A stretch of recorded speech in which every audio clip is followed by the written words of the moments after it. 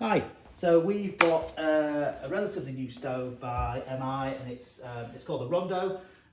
We have three different versions. We have the log store version, we have the one with a door, which personally I think is quite useful, and then we have a pedestal version. So it's the same stove just with three different base options. A little bit about it before we start, and I'm going to light it. So to clean it out, there is an ash pan, but it's unusually it's just below the grate.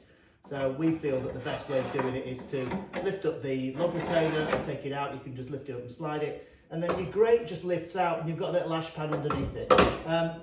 As with all wood burners, it's a good idea to try to get a bit of bed of ash inside here. You'll find that obviously if it gets too high, it'll just spill out through the holes, which will get awfully annoying and fall into your hearth. So about an inch or so of ash, and if it starts to fill up and it starts to become a bit annoying, you can just shake a little bit of kindling and it'll bob down into the ash pan. But you must remember that periodically, I'd say once every month to 3 weeks, 3 weeks to a month, just give it a good old vac out. Take the grate out the bottom here. There's actually 2 indents for your fingers to go in, and you can just literally pick it up like that. And then you've got a little ash pan down here. So it is a wood burner. So wood products only, which includes logs and briquettes and anything organic but no coal. So that's that. Just to take you around the stove, so basically the door itself, it just clamps shut here at the bottom. Clamp shut there. The control is a singular control. As with wood burners, you only have one control, which allows air in through the bottom and through the top. And also you'll see the holes at the back there, which is called our tertiary air, and that's the stuff that burns the smoke off before it enters the flue. So it's important to keep the control fully open when you get the fire burning initially, and then as you get the stove established and you've got a nice hot fire, you can start to regulate the temperature. And you can see how much play we've got on that. So as with a lot of stoves, it's right to light. So right is high, left is low. So to get the fire going, we get the stove going with the control fully to the right. I'm going to put some, as with all stoves, particularly modern stoves, we're going to use the top-down method. I'm going to stick a good stack of kindling on top of here, and there we go. And we're going to put some bark on top of that. I use silver birch, and the bark on the silver birch is really nice to get the fire going. And you usually, once you've got your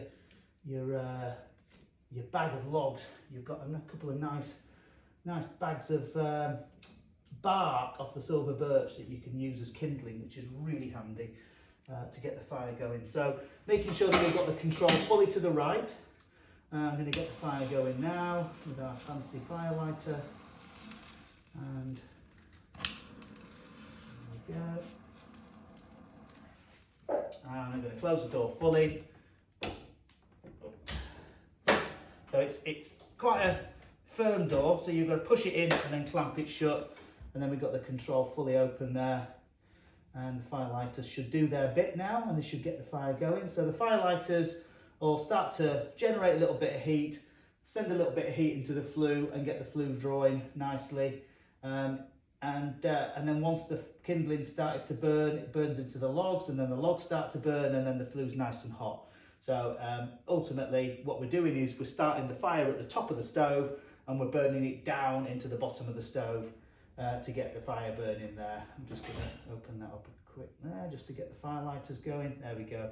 So if you find that it's just sort of struggles to take, like you just saw there, if it's really cold outside and there's a big temperature differentiation, sometimes you need to just crack the door a little bit like I've just done here, just to get the fire lighters going. As soon as you feel a little bit of heat through the glass, then you can close the door properly. But we're just getting a little bit of extra air in. The control at the bottom here only allows a certain amount of air into the fire.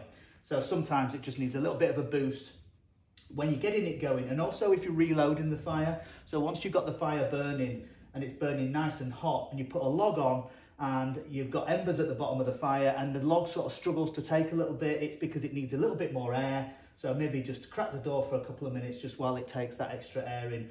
Always make sure that you close the door afterwards for obvious reasons. Always use a stove with the door closed. So, but just having that extra little bit of air there just gives it that bit of boost. So I'm going to close the door now, and hopefully that should work quite nicely. So basically what we've got here is the kindling is going to start getting going, the bark, and it will burn down into the bottom logs here.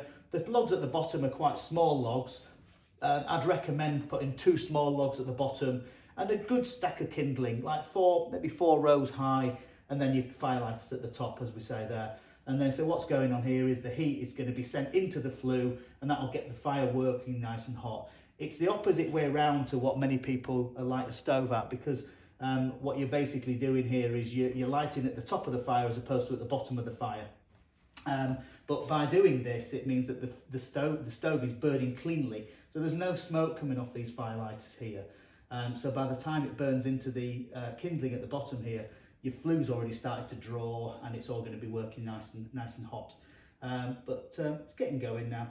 So yeah, just to explain a little bit about the cleaning side of it. So we always recommend with a stove, just kind of get it a bit more air there. So we always recommend that with a stove, you use a dry cloth to wipe the stove down. Don't put any water on it or any chemicals on it. It's quite simple to keep clean. Periodically, and obviously it must be swept annually, as with all stoves, but periodically it's important to check that the rope seal on the door and the fire bricks are all intact. If you get a crack in the fire brick at the back there, for example, it's perfectly okay as long as it's intact. You often find that if you are burning wood that might have a little bit of moisture, more moisture than normal, ideally we're aiming for sort of 12 to 15% moisture content, but if you are burning wood that's got a bit of moisture in it, then you might find that the fire bricks can start to break down and degrade because they don't like moisture. If that happens, then obviously you will at some point need to buy new fire bricks, and they're not terribly expensive, but they're not covered by guarantees. So it's important to, when you load the stove, place your wood in the stove. Don't throw it in. They are reasonably delicate, the cream fire bricks in there. So you might find at some point that the one at the back might generate a bit of crack or a little bit of wear, but don't worry, as long as it's intact, it's okay. As I said before, do make sure that you keep the stove cleared out, but not obsessively. You know, you need a decent bed of ash in the bottom there to get the fire burning. The door at the bottom you can use for all your stuff. You do get a glove with the stove, and obviously your instruction manual. Fire lighters, kindling, you could keep in the bottom there. That's all fine. The glass, the glass should stay pretty clean as you get used to using the fire and you get your own technique with it. But as ultimately with the glass, the best thing to do is when the stove is when the stove is cold, apologies, just get a damp cloth, open the door, dab it in the ash and wipe it on the glass, and the moisture in the ash and the ash will work together to create a paste, and that will clean the glass up really nicely. And obviously, annually you must get the flue swept as well. This can be done from inside the stove, and the internal components are removed by your chimney sweep, which obviously we can provide you details for. So that is about it. Hope you enjoy it. Any issues? There we go.